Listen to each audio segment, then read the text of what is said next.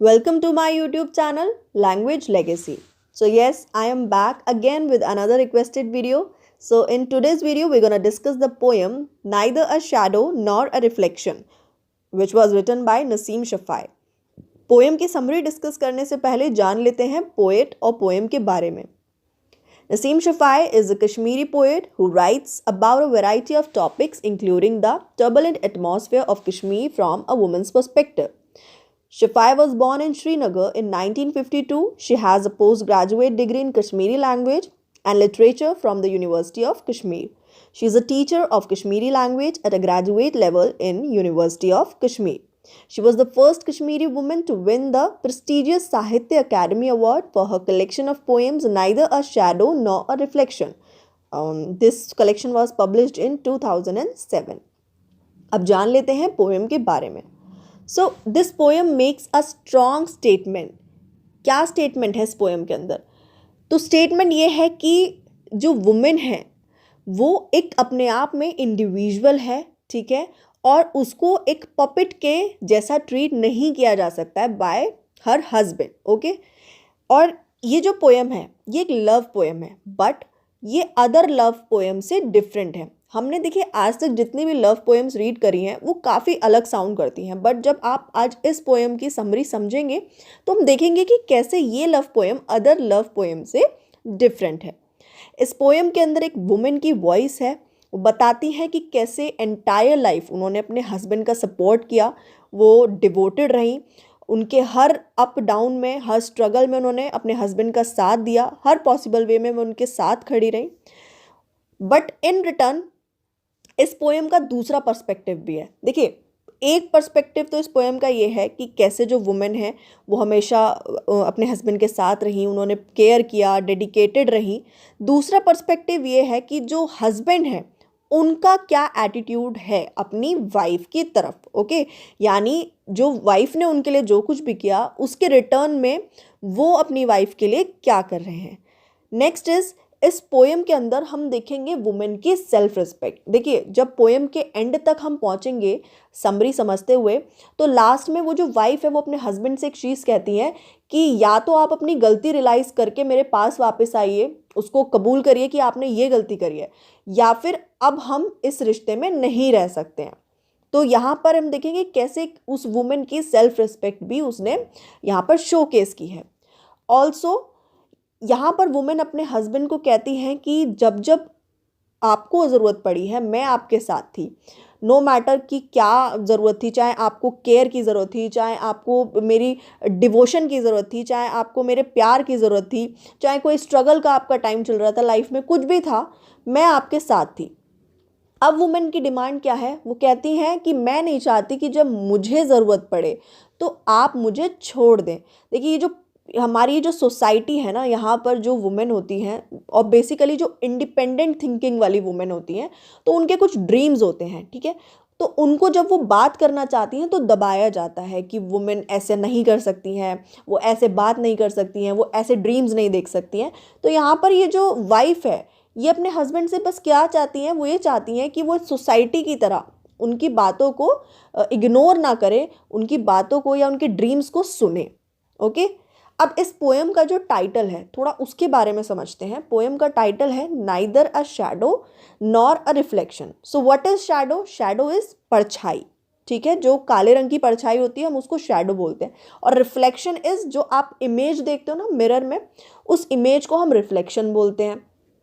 अब यहाँ पर जो शैडो है और रिफ्लेक्शन है, आप एक चीज़ देखिए, इन दोनों की ही खुद की कोई इंडिपेंडेंट एग्जिस्टेंस नहीं है, खुद का अस्तित्व नहीं है. तो शैडो और जो ये रिफ्लेक्शन है ये अपने आप से नहीं है, ये जब इनका जो एक बॉडी होगी तो ही ये क्रिएट होंगी, अदरवाइज इनकी खुद की एग्जिस्टेंस नहीं है. अपने आप में ये लाइफलेस हैं और कोई भी एक्शन नहीं कर सकती हैं. तो अब हम इस टाइटल को तो समझ गए हैं. अब पोएम में देखेंगे कि ऐसा क्या है कि जो पोएट ने इस टाइटल को इस पोएम के लिए बिल्कुल एक्यूरेट समझा है. तो चलिए बिना देरी किए स्टार्ट करते हैं हमारी poem. As always, you once again came, standing at the door speechless. Only if I had been in possession of a few words would I decorate them on your lips and hear those fiery words you wish। देखिए, ये poem शुरू होती है एक women से जो complain करती हैं, शिकायत करती हैं अपने हस्बैंड से। क्या शिकायत करती हैं? कि जो उनके हस्बैंड हैं वो उसके पास एक बार फिर आते हैं, स्पीचलेस हैं, एकदम साइलेंट है, कुछ कह नहीं रहे हैं। इस टेंजा को अगर हम रीड करें, हम फील कर सकते हैं कि उस वुमेन और उसके हस्बैंड के बीच में एक लैक ऑफ कम्युनिकेशन है ना। वो बिल्कुल साथ में रहने वाले दो अजनबियों की तरह हैं। जो वुमेन है, वुमेन अपने हस्बैंड का बिहेवियर एनालाइज करके अंदाज़ा लगाती हैं कि शायद वो इसलिए उससे बात नहीं कर रहे हैं या इसलिए कुछ नहीं बोल रहे हैं क्योंकि वो जो वुमेन है वो वुमेन को समझ नहीं पा रहे हैं, ठीक है, तो इसीलिए वो रिस्पॉन्ड नहीं कर रहे हैं या रिएक्ट नहीं कर रहे हैं। वुमेन आगे कहती हैं कि उसकी वोकैबुलरी लिमिटेड है, यानी उसके पास कोई ऐसे आसान शब्द नहीं है जिनसे वो अपने हस्बैंड की या अपनी फीलिंग्स मतलब समझा पाए। जो उसके हस्बैंड के दिमाग में या मन में जो फीलिंग्स हैं वो ऐसे उसके पास वर्ड्स नहीं है वाइफ के पास कि वो समझा पाए, ठीक है। और जब वो अपनी फीलिंग्स और पैशन शेयर करें तो उसके हस्बैंड भी अपने उत्साही या तेजस्वी शब्दों में उससे बात करें। तो देखिए, अब यहाँ पे वुमेन को क्या लग रहा है कि शायद उसी के पास वो शब्द नहीं है जिनसे वो कन्वे कर पाए कि वो क्या फील कर रही हैं, ठीक है। और अगर वो कर भी पाएँ, बता भी पाएँ, तो वो क्या चाहती हैं इन रिटर्न, क्या चाहती हैं कि जब मैं अपनी फीलिंग्स और पैशन शेयर करूँ अपने हस्बैंड से तो वो भी उतने ही एक्साइटमेंट के साथ, है ना, उतने ही एक्साइटमेंट के साथ उनकी बातों का रिप्लाई करें। उसके बाद वो बोलती हैं जिसे वो वुमेन सुनना चाहती हैं। किन्हें सुनना चाहती हैं? फियरी वर्ड्स को ही यहाँ पर बोला गया। फियरी वर्ड्स मतलब उस एनर्जी के साथ वो रिस्पॉन्ड करें, और वही जो वो वुमेन है वो सुनना चाहती है अपने हस्बैंड से। और इस चीज़ से उनका जो रिलेशनशिप है एज अ हस्बैंड और वाइफ क्या होगा? मजबूत होगा। तो हम एज्यूम कर पाएंगे या कर सकते हैं कि अगर ऐसा हो जाता है तो ये कितना अच्छा होगा, जहाँ पर वो दोनों एक दूसरे से अपनी बात कह पा रहे हैं, समझ पा रहे हैं, तो ये कितना अच्छा होगा उनकी करंट सिचुएशन से। अभी करंट सिचुएशन क्या है उनकी? जहाँ पर जो हस्बैंड हैं वो स्पीचलेस हैं, स्टिल हैं, और जो वुमेन है यानी जो वाइफ हैं वो उनको समझने में असमर्थ हैं। तो एकदम बहुत होपलेस सिचुएशन में वो दोनों हैं। तो अगर वो दोनों एक दूसरे को समझ पाते तो it would be very better situation for both of them. Unable to decipher, I feel the heat of your eyes. I knew for me you would certainly come. I felt the hope of your arrival and felt that like a gale of spring, you would enter my heart and every particle of my life would get rejuvenated. तो यहाँ पर ये जो decipher है इसका मतलब होता है समझाना, और यहाँ पर ये जो वर्ड है गेल, इसका मतलब होता है हवा का झोंका, है ना। और रिजुविनेटेड मतलब होता है पुनर्जीवित होना, यानी दोबारा से किसी चीज़ में जान आ जाना। तो यहाँ जो वुमेन है वो कहती है कि वो अपने हस्बैंड के पैशन को, ठीक है, जो उनके हस्बैंड का पैशन है वो उसको वर्ड्स में समझाने में असमर्थ हैं। वो वर्ड्स में नहीं बता पा रही हैं उनके हस्बैंड के पैशन को, डिस्क्राइब नहीं कर पा रही हैं, पर वो उस पैशन की जो हीट है वो अपने हस्बैंड की आईज़ में फील कर सकती हैं। तो ये पोएम एक वुमेन के अपने हस्बैंड में कंप्लीट फेथ यानी विश्वास को भी दर्शाती है। तो वुमेन आगे कहती है कि मुझे विश्वास था, यानी मैं जानती थी कि तुम ज़रूर आओगे। वुमेन को पूरी होप थी कि उसके हस्बैंड ज़रूर आएंगे। वो कहती हैं कि जब वो आए तो ऐसा लगा मानो स्प्रिंग की यानी वसंत की हवा का झोंका दिल में एंटर कर गया हो, और जो वो वाइफ है उनके जीवन के हर कण को जीवंत कर गया हो, मतलब दोबारा से उनकी लाइफ में एक नई जान आ गई हो। तो वो वुमेन अपने हस्बैंड के साथ एक ऑप्टिमिज्म और जीवन के प्रति एक एंथुजियाज्म से भर जाती हैं। एक आशावाद, एक उत्साह आ जाता है जब भी उनके हस्बैंड उनके साथ होते हैं। But you stand still where the sting was broken. You never guess how many forms you gave me. अब देखिए, यहाँ पर वो कहती हैं कि जब आप मेरे साथ एक साथी की तरह, साथी यानी एक पार्टनर की तरह व्यवहार नहीं करते हो तो मुझे कैसा फील होता है? वर्थलेस फील होता है, मानो मेरी कोई वैल्यू ही नहीं है। आपके इस बिहेवियर से मैं टूटे हुए तारों वाले एक इंस्ट्रूमेंट में बदल गई हूँ, ठीक है, जिसमें ना तो सुंदरता है और ना ही मधुरता। तो वो कहती हैं कि तुम वहीं खड़े हो जहाँ स्टिंग टूटा था।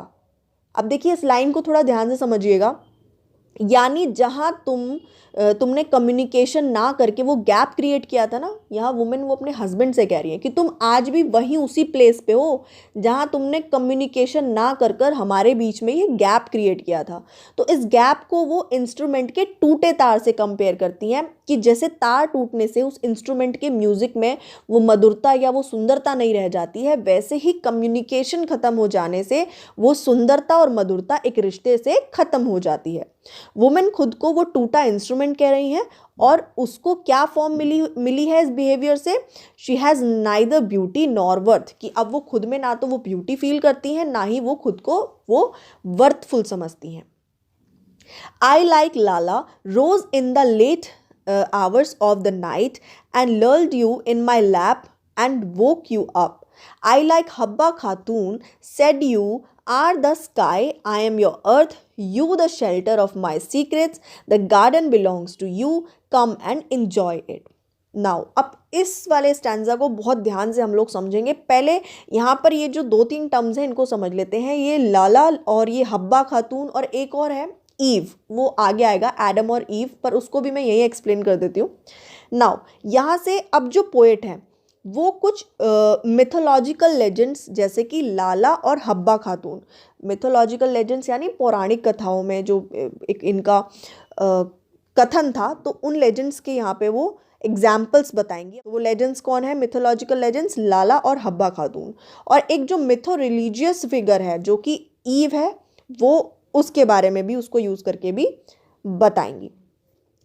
तो वो इन फिगर्स का जो यूज़ करती हैं वो ये बताने के लिए करती हैं कि कैसे जो वुमेन है वो हमेशा अपने हस्बैंड के गुड और बैड या टफ टाइम में उनके साथ रही, हमेशा उनका साथ दिया।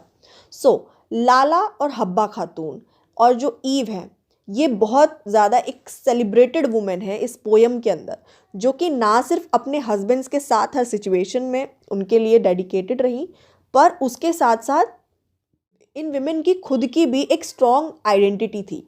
जैसे जो ये लाला थी ये 14th सेंचुरी से थी और जो हब्बा खातून थी ये 17th सेंचुरी से थी। तो दोनों ही कश्मीर से थी और दोनों की शादी लगभग 12-13 साल की एज में कर दी गई थी। तो यहाँ पर जो लाला थी, इनके जो हस्बैंड थे और इन लॉज थे उन्होंने बहुत बैडली ट्रीट किया, जिस वजह से वो अपनी मैरिज से स्टेप आउट कर गई और उसके बाद एक तपस्वी बन गई, एक एस्थेटिक बन गई। और इन्होंने क्या किया, तपस्वी बनने के बाद एक डिवोशनल और फिलोसफिक पोएट्री ये लिखने लगी और इन्होंने एक new form of devotional and philosophic poetry create किया, वो था वक्फ। वहीं जो ये हब्बा खातून थी उनके जो हस्बैंड थे, तो उनके हस्बैंड को इम्प्रिजेंट यानी जेल में डाल दिया गया टिल डेथ, कि जब तक उनकी डेथ नहीं होगी उनको जेल में रखा जाएगा। तो हब्बा खातून बहुत ज़्यादा उनका जो है हार्ट ब्रेक हुआ इस इंसिडेंट के बाद और उन्होंने अपना घर छोड़ दिया और उसके बाद वो इधर उधर भटकते हुए सैड और बहुत सोलफुल सॉन्ग्स कंपोज करने लगी। और हब्बा खातून ने क्रिएट की first ever Kashmiri lyric poetry, जिसको जो कि अब बहुत ज़्यादा फेमस भी है। और फिर आती है ईव, जो कि एक मिथो रिलीजियस फिगर है जिन्होंने एक इंडिपेंडेंट पर एक इनकरेक्ट डिसीजन लिया। अब मतलब ले तो लिया डिसीजन, बट वो गलत डिसीजन था। क्या डिसीजन था, उन्होंने पैराडाइज में उस फ्रूट को खाने का डिसीजन लिया जिसे खाना वहाँ पर मना था। जिस वजह से एडम कौन थे, फर्स्ट ह्यूमन क्रिएशन थे, जिसे भगवान ने पहला इंसान जो बनाया था वो एडम थे। और जो ईव थी वो ह्यूमन क्रिएशन थी, फीमेल वर्जन। तो अब जब उन्होंने वो फ्रूट को खा लिया तो उनको दोनों को पैराडाइज से बाहर निकाल दिया गया। अब पैराडाइज की लाइफ बहुत अच्छी थी, है ना, बहुत आसान थी, और उन्हें अब कहाँ भेज दिया गया, उनको अर्थ पर भेज दिया गया जहाँ पर लाइफ बहुत ज़्यादा टफ थी। अब जो ईव है वो कंपेनियन थी यानी पार्टनर थी एडम की। तो ईव ने बहुत बड़ी मिस्टेक कर दी थी, जो कि ये फ्रूट खा लिया था और उसके बाद उनको पैराडाइज से बाहर निकाल दिया गया था। लेकिन ईव को इसीलिए हम याद करते हैं, उनको आज भी इसलिए याद रखा जाता है क्योंकि वो अपने हस्बैंड के साथ हर फेज़ में साथ खड़ी रही और कभी भी उन्होंने अपने हस्बैंड का साथ नहीं छोड़ा। तो ये जो वुमेन है वो कहती है कि लाला की तरह देर रात तक मैंने खुद जागते हुए तुम्हें अपनी गोद में सुलाया, तुम्हें सवेरे जल्दी उठाया और हब्बा खातून की तरह तुम्हें हर चीज़ में अपने से ऊपर रखा। हमेशा तुमसे यही कहा कि तुम आसमां हो और मैं तुम्हारी ज़मीन, तुम शेल्टर हो मेरे सभी सीक्रेट्स का। यानी मैं तुमसे सभी सीक्रेट शेयर करती हूँ। अब देखिए ये जो वर्ड है द गार्डन, यहाँ पे वुमेन खुद को गार्डन बुलाती हैं। तो वुमेन कहती है कि मैं तुम्हारी हूँ और मैं तुमसे बिलोंग करती हूँ, तुम मेरे पास आओ, साथ रहो, हम साथ में ये बॉन्ड एंजॉय करेंगे। जो ये हमारा हस्बैंड वाइफ का जो बॉन्ड है, हम साथ में ये एंजॉय करेंगे और हमेशा खुश रहेंगे। What rival of mine lured you away? Lured मतलब होता है फुसलाना या बहकाना। Stay a while and ponder, ponder मतलब होता है सोचना।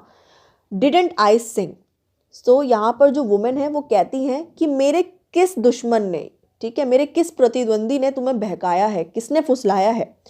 थोड़ी देर रुको और सोचो। डिडेंट आई सिंग मतलब कि क्या मैंने बात करने की या कम्युनिकेट करने की या तुम्हें समझाने की कोशिश नहीं की। तो वो अपने हस्बैंड से कह रही है कि थोड़ी देर रुको और सोचो, क्या मैंने कोशिश नहीं करी कि हमारे बीच में सब कुछ सही हो जाए। O love, I shall adorn you under the cherry trees, fasted I for you that you stay with me. Adorn यानी सजाना, श्रृंगार करना। तो जो वुमेन है वो कहती हैं कि ओ लव, मैं तुम्हारा चेरी ट्रीज के नीचे श्रृंगार करूंगी, मैं तुम्हें सजाऊंगी। वो कहती हैं कि मैंने तुम्हारे लिए व्रत भी रखे कि तुम हमेशा मेरे साथ रहो, ठीक है। मेरी रातें तुम्हारे लिए होली वर्सेस रीड करते हुए बीती हैं कि बस कैसे भी तुम हमेशा मेरे साथ रहो, ठीक है। If like Krishna you wish and change your guises. तो यहाँ पर ये जो सेंटेंसेस को थोड़ा ध्यान से समझेंगे तो यहाँ पर पोएट कहना चाहती हैं कि हर महिला को कृष्णा की तरह होना चाहिए, यानी स्थिति के अनुसार सोचना, समझना और महसूस करना आना चाहिए, ना कि केवल एक ऐसी बेजान छवि वाली वुमेन बनना चाहिए जिसे अपने लिए सोचना, समझना या एक्शन लेना ना आता हो। तो पोएट कहती हैं कि वुमेन को सिचुएशन के हिसाब से अपने रूप को बदलना आना चाहिए। अगर सिचुएशन में करेज की नीड है तो वहाँ करेज दिखाना है, एंगर की नीड है तो एंगर दिखाना है, अपने लिए स्टेप लेने की नीड है तो वहाँ स्टेप दिखाना है। तो सिचुएशन के हिसाब से वुमेन को चेंज होना आना चाहिए। If that Habba Khatun decides and leaves you midway, what if she too feels hate? She is not to be slayed. अब यहाँ पर वुमेन कहती हैं तो अगर हब्बा खातून फैसला कर ले और आपको बीच में ही छोड़ दे तो, क्योंकि देखिए उसके भी तो इमोशंस है ना, वो भी तो नफरत महसूस करती है। अगर उसके साथ रिपीटेडली वो सेम व्यवहार हो तो अगर वो तुम्हें बीच में छोड़ दे तो इस चीज़ के लिए उसे मारा नहीं जाना चाहिए या उसे सज़ा नहीं मिलनी चाहिए, क्योंकि she also have her emotions. Even if now you find some clue, come and stay a while, realise your fault, I shall know you have come for me, you come now like a true Adam besides me. तो यदि अभी भी तुम्हें अपनी mistake का कोई भी clue मिल जाए तो तुम मेरे पास आओ, कुछ देर रुको, अपनी गलती का एहसास करो, रियलाइज़ करो अपनी मिस्टेक। मैं जान लूँगी कि तुम मेरे लिए वापस आए हो इस रिश्ते को ठीक करने।